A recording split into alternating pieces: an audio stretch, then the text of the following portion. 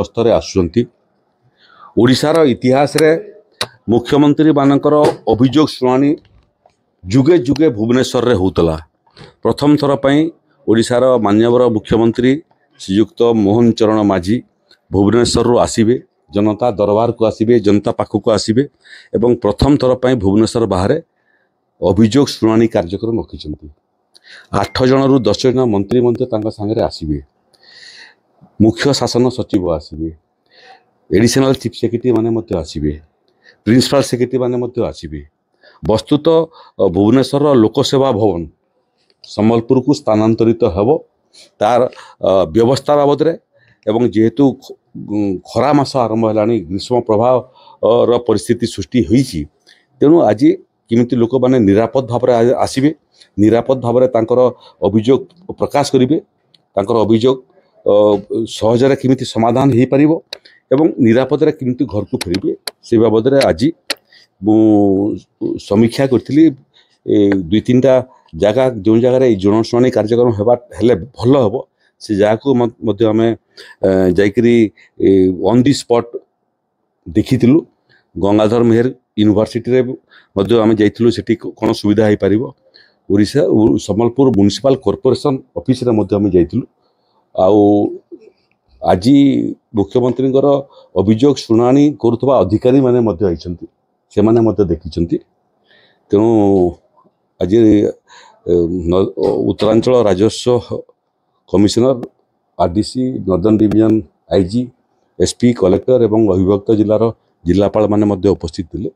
तेणु निखुण चर्चा आम कर, निखुण चिंता कर, निखुण रोड मैप तैयारी करुँ, जमीती जो जगह पार्किंग हेब, खरा समय अच्छी पानी पर्याप्त व्यवस्था हो पार एवं मेडिकल टीम व्यवस्था हो पार, ओआरएस व्यवस्था हो पार, दही घोल लेंबू पानी भाया डिहाइड्रेशन को रोकने हो पार। ये सामग्रिक विषय निखुण आलोचना आम आज करूँ। अपेक्षा करूँ माननीय मुख्यमंत्री 21 तारिख दिन आसतु। संबलपुर 21 तारिख रे हेब, परवर्ती जनशुणाणी ब्रह्मपुर रे हेबापई जाउची, तार परवर्ती शुणाणी केन्दुझर रे हेबापई जाउची। पर्यायक्रमे ओडिशार 30टा जाक जिले में ओडिशा सरकार आसबे लोकों पाखक लोकर समस्या शुणा तारू गोटे पर्यंत 21 तारिख दिन ये अभियोग शुणाणी कार्यक्रम हेब।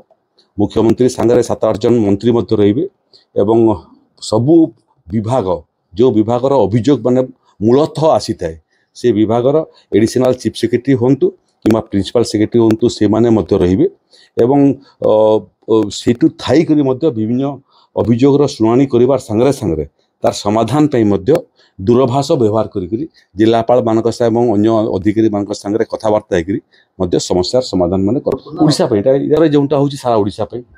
मु तो बसुची मुख्यमंत्री ये अभियोग शुणाणी समय सबू जिलूर आसुँच, तेणु संबलपुर को मतलब सबू जिलूर आसबे।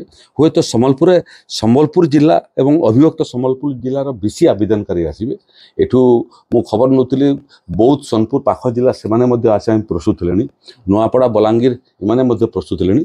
पश्चिम ओडिशार हे तो अधिक संख्यार आसबे, किंतु सारा राज्य जो मैंने मुख्यमंत्री अभियोग करने चाहिए समस्ते 21 तारिख दिन संबलपुर आसीपारे। 8टा ठारू गोटाए पर्यंत मोटामोटी ये जनशुणाणी कार्यक्रम हेब, अभियोग शुणाणी कार्यक्रम हेब, किंतु प्रत्येक थर विलंब होउची।